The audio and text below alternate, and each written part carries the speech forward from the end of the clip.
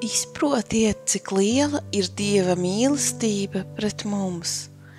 Redziet, kādu mīlestību Tēvs mums ir parādījis, ka tiekam saukti Dieva bērni, un mēs tādi arī esam. 1. Jāņa 3:1.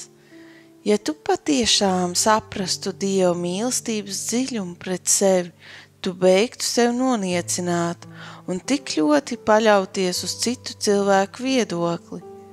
Viņš pieņēma izvēli mīlēt tevi vēl pirms grēkā krišanas, tādēļ vienkārši nožēlojiet grēkus viņa priekšā un atbrīvo sevi no žēlošanās. Žēlošanās tiek saukta par neticības bērnu. Pārstājiet visur meklēt kādu, kas vēlas jūs mīlēt, palīdzēt vai izdarīt lietas jūsu vietā. Atveriet plaši savu sirdi, jo Dievs šodien vēlas uzrunāt tevi caur tiem pašiem apstākļiem, no kuriem tu mēģini izbēgt. Jums ir nepieciešams laiks ar viņu vienatnē, kad jūtaties dzīves nomākts, arī tad, kad jūtaties kā no likstas izkritis cēlēns. Tikai viņa roka ir spējīga noķert jūsu grimstošo dvēseli, pacelt to ar savu iedrošinājumu un dotai spēku un palīdzēt atkal virzīties uz priekšu.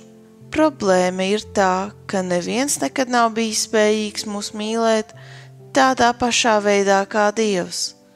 Mums nav iespējams šo mīlestību salīdzināt ar kaut ko citu. Ir tik daudz cilvēki, kas nekad nav izjutuši savu vecāku mīlestību, tāpēc viņiem ir neusticība pret debes Tēva mīlestību. Vēlreiz izlasiet viņa vārdu.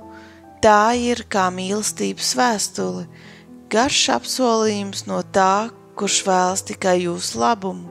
Bet jūs varbūt teiksit, ka neesat nemaz cienīgs kaut ko saņemt. Es jums saku, ka neko, ko tu esi darījis vai kaut ko varētu darīt, neļaus viņam mainīt savus domas par tevi. Viņa absolūtā mīlestība pret tevi ir nemainīga un bez nosacījuma. Kurš vecāks vēlas, lai viņa bērns justos pazudis un nemīlēts?